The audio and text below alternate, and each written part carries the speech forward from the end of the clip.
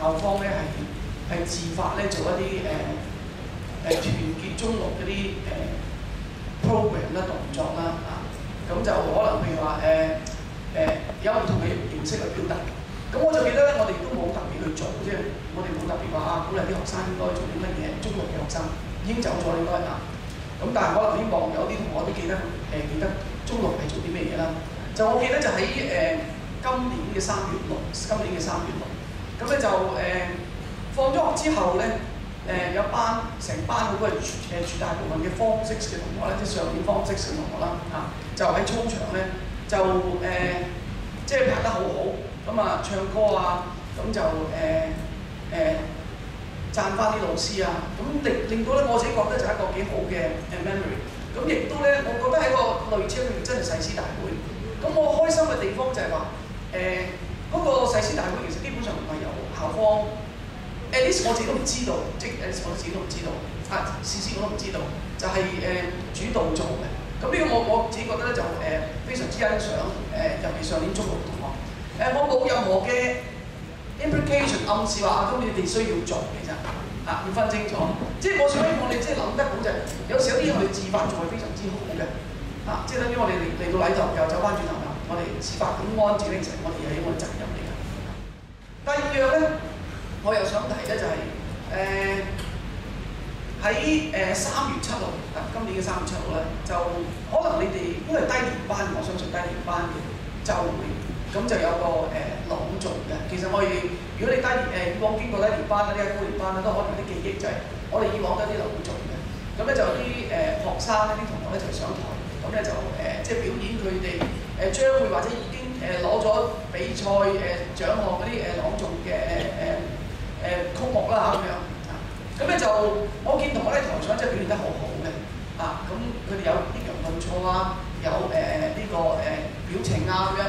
咁反觀咧台下嘅同學咧就好嘅，已經係竊竊私語已經非常之好啦。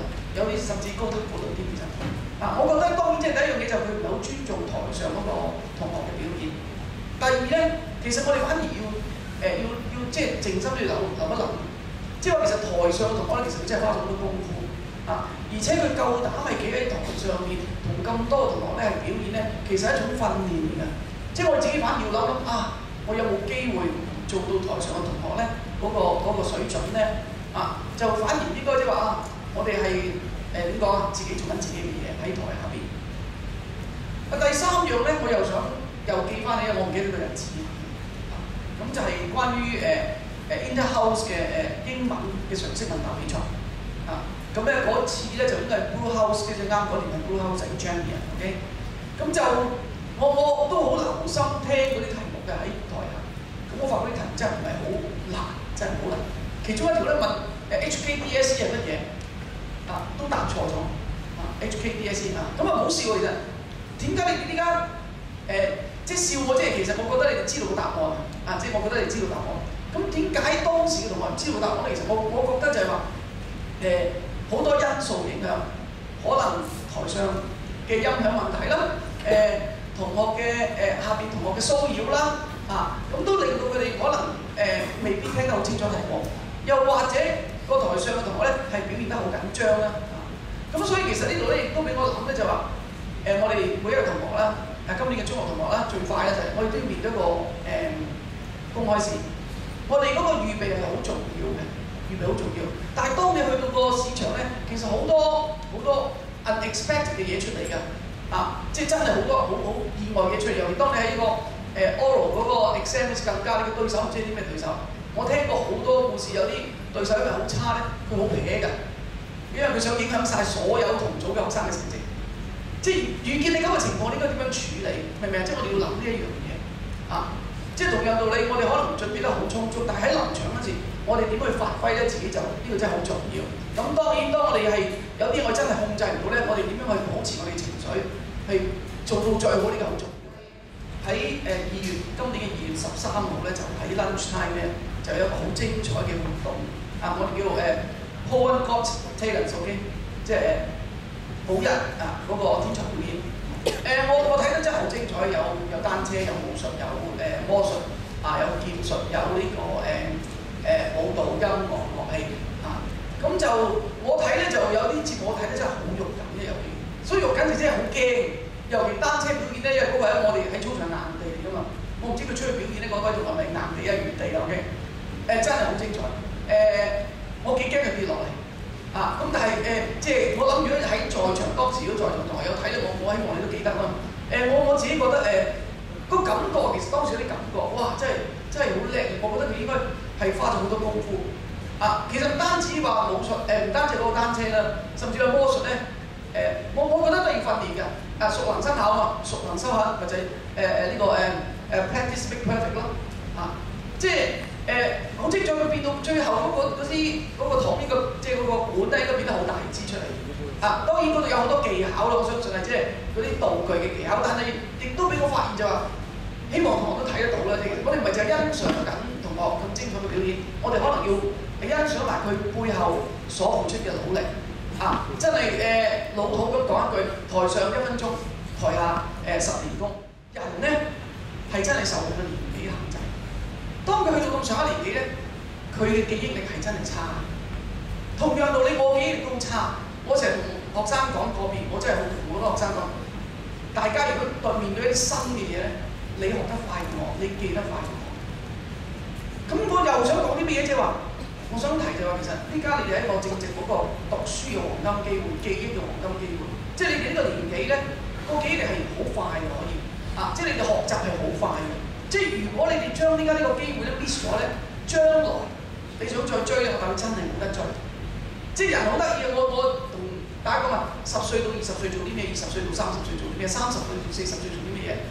如果個人生係咁樣，我覺得好美滿。OK， 希望即係大家講咁耐，希望大家記得。依家呢個時間，你哋學習係一個黃金機會，即係唔到半信。當你過咗咧，就係冇咗呢個機會。其實好多時咧，我哋諗翻啲，我哋當然我哋唔係期望大家要去做美國總統。但係好多時大家出嚟講嘢咧，一定要有個亮點，有個 selling point， 即係你自己嗰個想講啲乜嘢要好清楚，加埋你嘅強點喺邊度，你嘅弱處梗係唔好提啦 ，OK？ 明唔明白我想講咩？甚至你嘅弱處點樣可以將講係你嘅強項啲啊？即係呢個就係嗰個出嚟 sell 你自己嗰個目的。咁係咪有咩用啊？其實第二時你出嚟 interview 咧，你哋揾工咧，你都要講俾個僱主聽，你乜嘢叻㗎嘛？唔係個僱主去發掘你乜嘢叻，我要分清楚，因為僱主冇時間發掘你啦，咁多 applicant， 明唔明啊？你一定要令到佢對你有印象，有深刻印象，明唔明白？如果佢見啲人個個都好似流水作業，都冇乜分別嘅，其實佢自然忘記咗你啊，明唔明我意思啊？所以希望即係話同學既然有機會上台係講介紹你自己。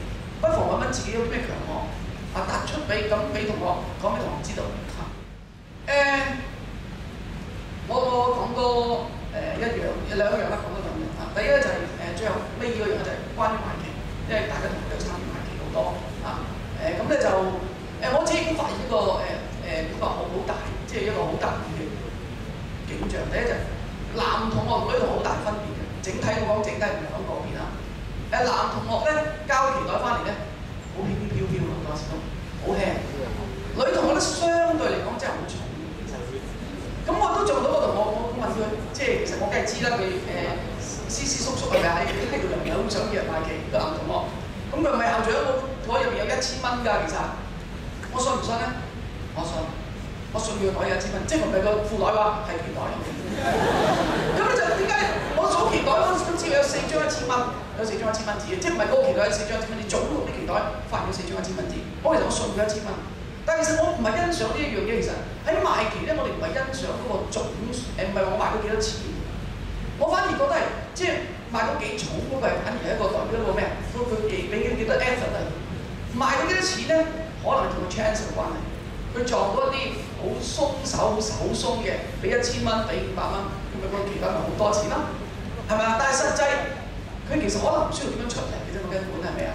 但係我其實我反而覺得啦，即係因為做人都係讀書都係幸運固然之係需要，但係幸運唔係成日都落喺你身上，記住啊！好多時我哋主要都應該係靠勤力。咁當然幸運知道神落埋你身上咁啊更加好啦，如虎添翼啦，係咪？咁但係你嗰個係可以期望嘅，即係好多時我賣旗都係我覺得應該盡力係最重要。所以有時我見到啲女同學哇咁重，即係我自己私底下咁諗啊，即係佢如果真係咁重，佢好早出嚟賣，佢好早交期檔，我收咗佢放佢走其實。即係我覺得佢盡咗力啊嘛，其實明唔明我意思啊？呢個係好重要，即係盡力係多過我哋係點講咧？係用一個幸運嘅心態去撞嗰啲人，佢俾得好手鬆嘅錢。維持紀律咧係我哋第一樣最重要做嘅嘢。啊，成績固然重要，我成日都話成績排第二，德智體群美冇得拗嘅。我成日都話我哋嘅操行係幾需要第一位，我哋嘅學業係我哋嘅第二位。咁今年咧DSE 考得非常之好啊！咁呢個我都要即係再一次多謝老師嘅努力，咁同學嘅努力付出咧，我都覺得值得欣賞。咁希望咧中六嘅同學真係要開始，其實唔係真係要開始，應該已經開始咗啊！俾心機讀書啊！咁有啲咩問題咧可以問翻老師。咁希望同學咧亦都可以喺今年嘅第二年啦，即係我哋嘅第二年啦嘅 DSE 都可以考取好嘅成績啊！多謝各位。